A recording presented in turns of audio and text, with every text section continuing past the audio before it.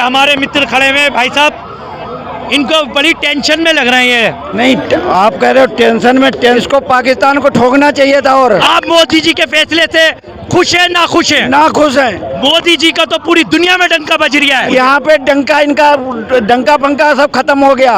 1947 से पहले जाना पड़ेगा। जब 1947 की बात नहीं करें, आज 2025 की बात। 2000 बिल्डिंग उजड़ गई, क्या बिल्डिंग दूसरी जगह शिफ्ट हो जाएगी? फिर 1 साल बाद वो पैदा हो जाएंगे, फिर पहलगाम जैसी घटनाएं होगी, फिर कहेंगे जी हमारी सेना तैयार है, फिर 2 मिसाइलें दाग दो, फिर तो ये क्या है, एक बार ऐसा ठोक दो फाइन। जो अमन पसंद शहरी हैं वो जिंदाबाद, चाहे पाकिस्तान के हो चाहे हिंदुस्तान के हो। जश्न बन गया है अमेरिका वो पाकिस्तान में मना रहे, पाकिस्तान में जश्न बन गया है। वो जश्न मना रहे कि हमने जंग जीत ली। देश में ऐसे लोग हैं जो सच की आवाज को दबाने की पुरजोर कोशिश कर रहे हैं। नमस्कार दोस्तों, सच की आवाज से हिंदुस्तान, हम चांदनी चौक से रिपोर्टिंग करते हुए, ये हमारे मित्र खड़े हुए हैं भाई साहब, इनको बड़ी टेंशन में लग रहे हैं। अब मैं इनसे पूछना चाहता हूँ इनकी क्या टेंशन है, क्या कहते हैं मोदी जी ने सीज फायर रोक दिया? नहीं, आप कह रहे हो टेंशन में मेरे को मोदी जी, इसी के और भी टेंशनें हो सकती हैं। मोदी जी को कोई टेंशन नहीं है सिवाय देश के। मोदी जी की नहीं, मैं अपनी बता रहा हूँ। आप मुझे बताएं आपको क्या टेंशन है?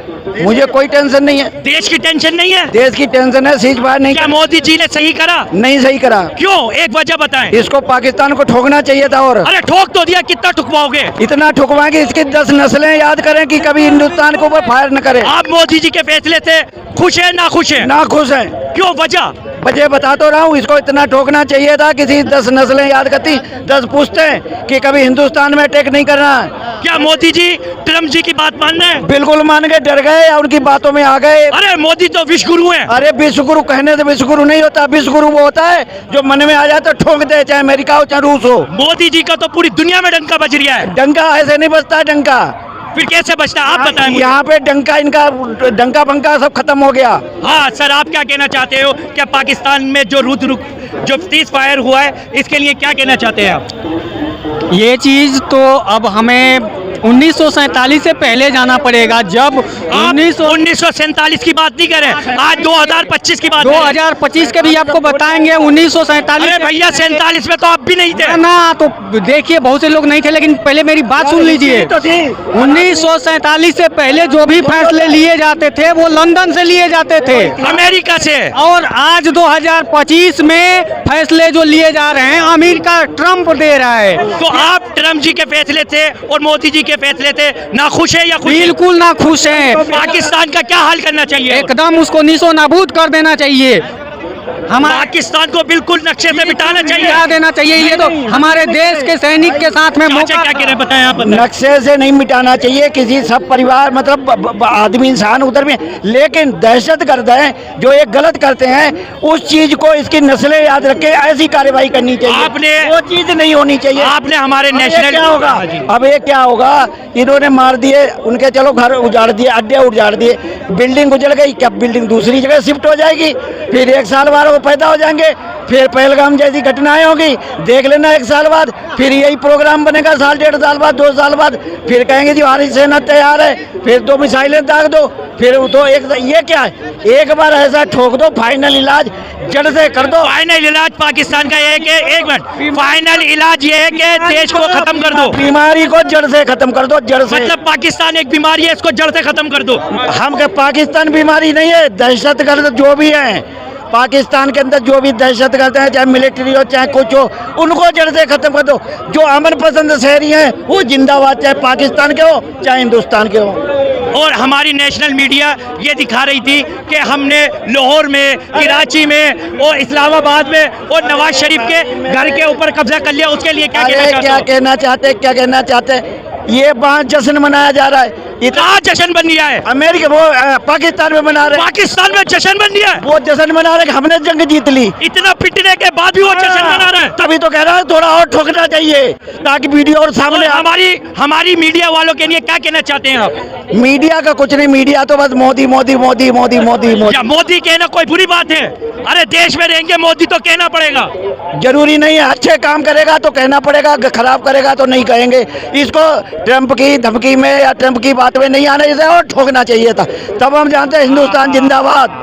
हिंदुस्तान जिंदाबाद है और रहेगा, ये तो तमाम उम्र तक रहेगा। लेकिन आज वो जश्न किस बलबूते पे बना रहे हैं? कम से कम एक दिन और ठुकाई करनी थी इसको। किसकी ठुकाई होनी चाहिए थी? ये दहशतगर्दों की जो 12 अड्डे अभी इन्होंने चिन्हित करे। कहाँ अड्डे, वो कहाँ किस जगह पाकिस्तान में 21 अड्डे थे, 9 तबाह। हमारे सेना ने कितने अड्डे बर्बाद करे उनके?